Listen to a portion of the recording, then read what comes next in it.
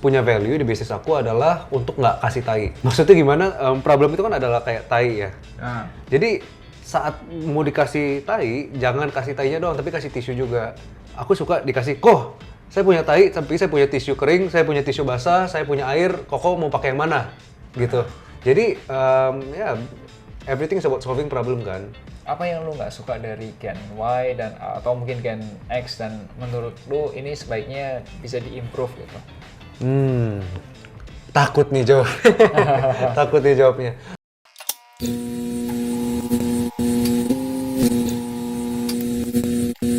Halo Sobat Finansialku, kembali lagi bersama saya Melvin Mumpuni dan kali ini ditemani oleh Brian Kennedy. Halo semua.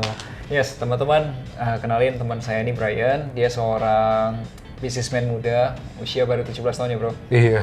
Sudah punya usaha di bidang agency konten ya? Iya. Atau personal branding ya? Personal branding agency. Oh, personal branding agency. Nah, gue panggil Brian supaya bisa inspire kita karena menurutku di usia 17 tahun tuh, jujur aja ya, 17 tahunku tuh sekolah, les, pacaran. Tadi 17 belum pacaran? Belum. Tapi main tenis almost every day. Ya, dan belum berpikir tentang bisnis, belum berpikir tentang uang dan apapun. Nah, hopefully kita bisa belajar karena kebanyakan teman-teman bro, itu berpikir kalau generasi Z itu generasi yang lembek, yang gue bilang strawberry. Tapi gue lihat lu di generasi Z nggak begitu. Nah, gue pengen kasih lihat ke teman-teman ternyata nggak semua Gen Z ternyata lembek gitu. Nah, sekarang kalau gue mulai dari pertanyaan kayak personal branding agency itu sebenarnya apa sih bro? Oke, so business is about solving problem dan aku melihat banyak demand sekarang, entrepreneurs itu udah mulai harus maju personal brandingnya untuk menjadi wajah dari bisnisnya. Kita bisa lihat Bill Gates, orang terkaya di dunia aja udah maju. Dan Andrew Susanto salah satu triliuner ya kan, tetap maju gitu. Kita udah melihat pattern di mana foundersnya pada maju semua gitu. Apple bisa sampai sekarang kan Steve Jobs juga maju terus dari dulu gitu. So ini punya demand yang sangat tinggi dan aku bukan hanya solve itu doang, tapi aku solve time. Bikin konten tuh kenyataannya makan waktu banget. Aku sendiri yang udah bikin ribuan, puluhan ribu konten, tetap makan waktu kalau mau bikin yang good quality. Nah, makanya gimana aku bisa punya moto untuk terima beres untuk para entrepreneurs kalau mau personal branding gitu. Anyway, sedikit cerita tentang personal branding. Gue mau tanya, pengusaha itu butuh personal branding mungkin sebagai wajah dari bisnisnya. Betul. Tapi apakah cuma pengusaha doang yang butuh personal branding bro? Semua orang sih, hampir semua orang actually bisa diuntungkan dari personal branding. Kalau karyawan kantoran? Tetap bisa diuntungkan. Aku kenal satu teman, dia itu dulu kantoran, jadi dia kerja gajinya oke lah, gajinya oke, tapi dia bisa dapat income tambahan kayak 5 kali lipat, 7 kali lipat dari gajinya, puluhan juta dari endorse social media. Jadi itu mind blowing banget sih. Dimana let's say UMR, orang tuh harus kerja sebulan, 9 to 5, Monday to Friday setiap hari, belum dimarah-marahin.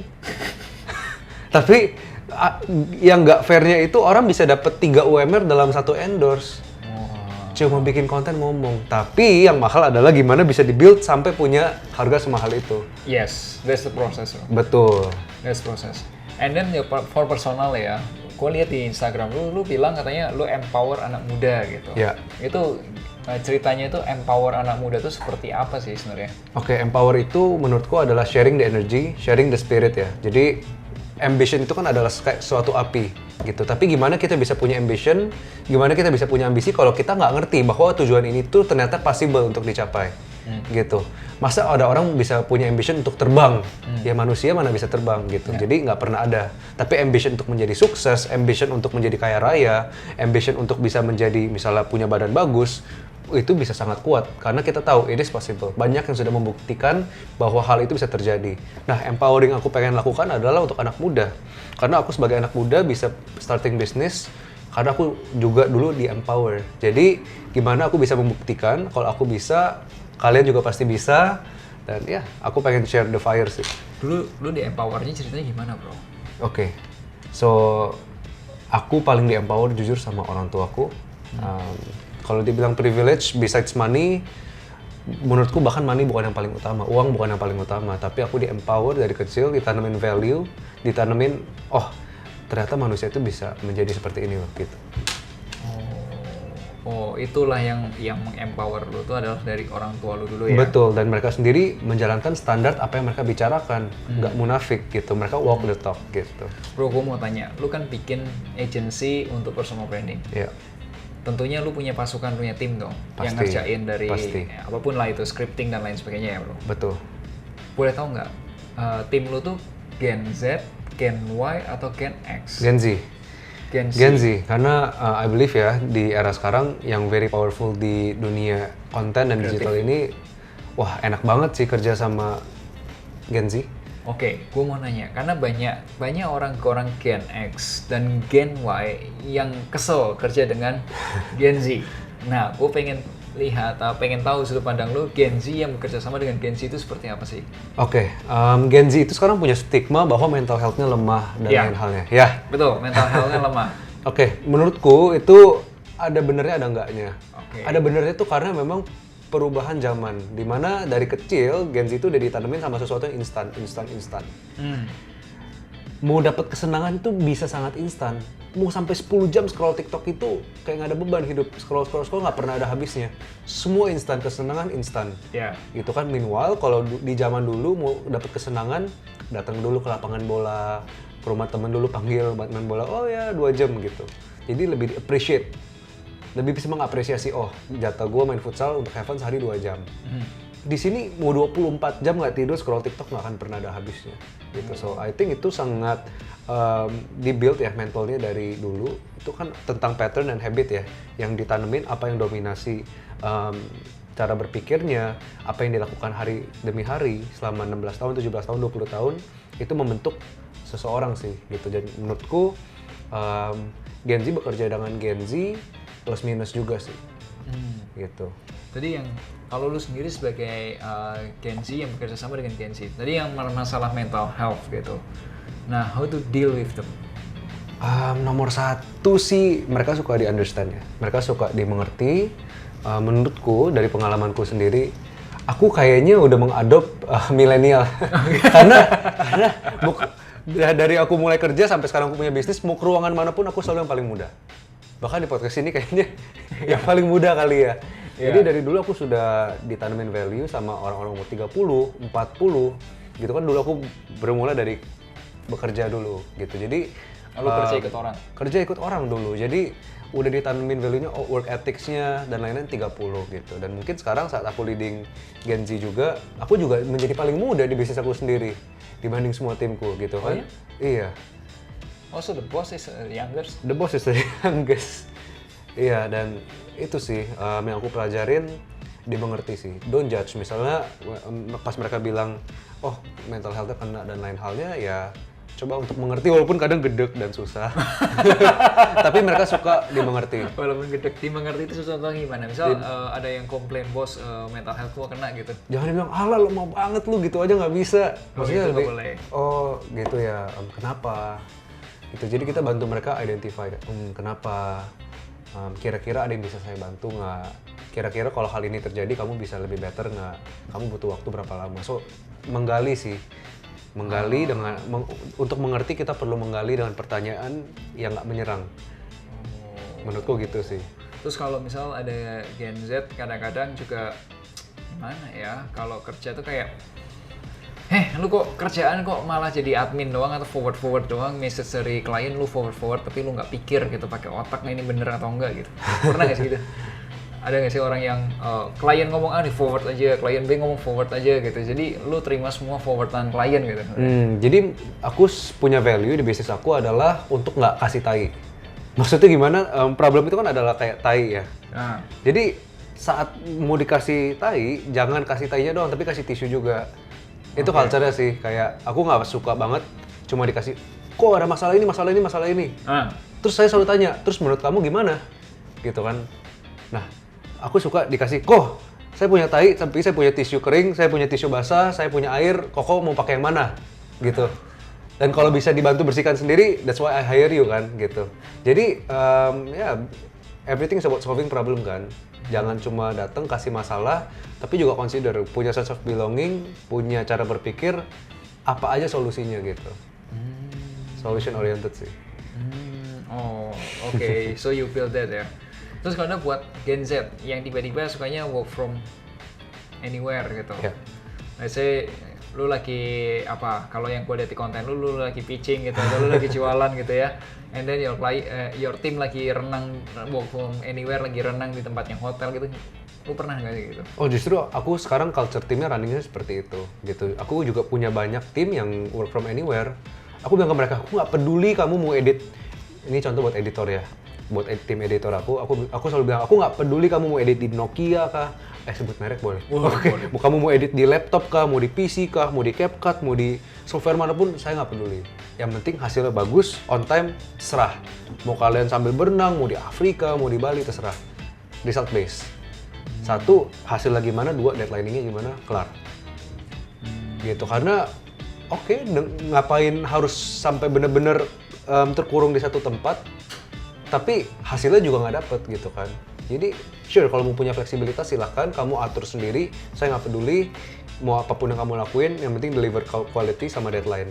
Gue mau tanya, lu pernah punya nggak tim Gen Z yang pekerjaannya itu membutuhkan mental yang kuat? Contohnya tim Gen Z tapi yang kerjanya sales gitu. Oke, so far sales masih aku sih. Masih lo sendiri ya? Karena penolakan sih banyak juga. Iya, karena gue banyak. nggak yakin kalau mentalnya nggak kuat bisa menjalankan itu. Oke, kalau misal lu kerja ikut orang gitu, kan lu pernah kerja ikut orang ya? Yeah. Dan bisa jadi ya yang lu ikut itu orangnya mungkin di Gen Y atau Gen X gitu. Betul. Apa yang lu nggak suka dari Gen Y dan atau mungkin Gen X dan menurut lu ini sebaiknya bisa diimprove gitu? Takut nih jawabnya. Menurut aku kalau secara general, kadang suka terlalu mengkotak-kotakan ya. Maksudnya kayak kadang bisa gimana ngomongnya, mau kotak-kotakan juga keras kepala gitu, sama dianggap yang dia propose itu benar, A itu nggak bisa di-solve dengan cara lain gitu kan. Let's say mungkin yang kayak gue pernah cerita sama lu 5 tambah 5 harus sama dengan 10. 5 tambah 5 jawabannya kan banyak orang selalu jawab 10 dan mereka anggap harus 10, padahal bisa 2 kali 5, 5 kali 2, 2 tambah 8, 1 tambah 9. Tapi dia mengatakan satu jawaban benar aja gitu. Betul, menurutku itu sih, cuman aku nggak bisa pukul rata juga ya. Karena dulu mentorku juga punya jiwanya juga jiwa Gen Z banget. Oh gitu. Maksudnya ya sangat kasih kita room untuk bergerak, kasih kita kepercayaan. Aku bersyukur itu sih. Nggak bisa dipukul rata, tapi mungkin yang aku dengar itu ya. Tapi kalau kamu dibantu sama mentormu yang Gen Y itu, lu bersyukur karena mentor lu memberikan ruang. Betul.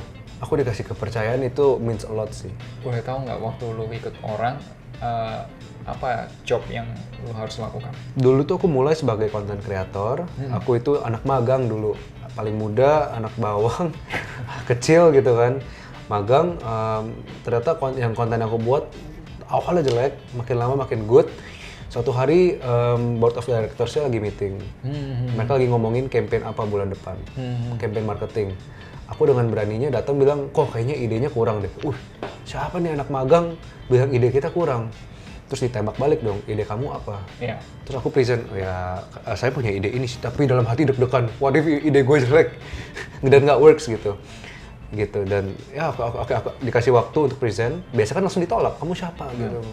Tapi aku dikasih waktu untuk jelasin, dan saat emang ideku memang lumayan good terakhir. Dan dikasih kesempatan untuk running my campaign di bulan depannya. So I think itu suatu hal yang aku sangat bersyukur.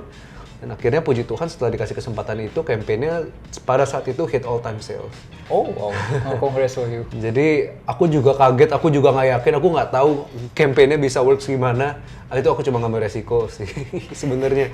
Cuman bersyukur dikasih ruang gerak sih. Oh, itu yang makanya lu dikasih kesempatan untuk lu bisa membuktikan gitu ya. Betul. Oh, oke. Jadi mungkin ya bro, karena kita di Gen Y dulu itu atasan kita tuh Gen X. Gen X itu seperti itu. Biasanya dia punya caranya dia. Bener ya, artinya aku ngomong bener ya. Ya, caranya dia itu yang common tuh seperti ini loh, gitu. Common practice tuh kayak gini gitu. Best practice-nya di industri itu begini. Makanya lu anak muda atau lu anak baru, lu ikut cara ini aja gitu. Sedangkan Gen Z itu menantang cara lama. Dia mau melakukan dengan cara yang menurut kalian itu ada cara baru atau pendekatan baru gitu kan. Iya. Dan mungkin kita orang nggak terbiasa dengan seperti itu ya. Betul. Oke, menarik. Anyway bro, seandainya ada teman-teman di sini yang mau nanya-nanya tentang how to increase the personal branding atau pengen dibantu personal brandingnya, lewat mana bro? Actually, untuk yang pengen benar-benar terima beres dijamin growth-nya with my experience, with my knowledge, aku kan punya agency, so you can contact me anytime. Dan mungkin untuk anak muda yang pengen belajar personal branding, sekarang kalau timeline hari ini, aku tuh lagi godok suatu kelas personal branding sih. Kapan bro launching? Launchingnya di akhir bulan ini, akhir bulan Agustus. Itu online course kah atau apa? Online course, let's see ya. Kalau offline juga works. Aku masih godok sih sebenarnya. Oke, hopefully ya semuanya sesuai dengan rencana lu ya. Betul. Kalau yang mau konsul sama lu bisa kontak lewat siapa bro? Atau Kontak- lewat di mana kontaknya? DM aja, feel free. DM Instagram? aja. Instagram, Brian Kandani. Oke, nanti kita tag di sini ya. Siap, thank you so Thank much. you. Oke, so teman-teman, diskusi kita hari ini, gua belajar banyak dari Brian juga, gimana caranya Gen Z Ya. bisa bekerja sama dengan Gen Z. Jadi kita Gen X dan Gen Y, khususnya gua Gen Y bisa mengerti gimana cara berkomunikasi dengan seorang Gen Z. Dan yang kedua, kalau teman-teman mau tahu atau mau meningkatkan personal brandingnya, ya Let's go. teman-teman bisa ngobrol sama orang yang sudah membantu berapa klien bro? Kalau Puluhan. sudah ada puluhan klien yang dibantu untuk personal brandingnya. Ya. Oke, thank you teman-teman. Sampai jumpa di podcast berikutnya. Akhir kata, make a plan and get your financial dreams coming true. Bye-bye. Thank you.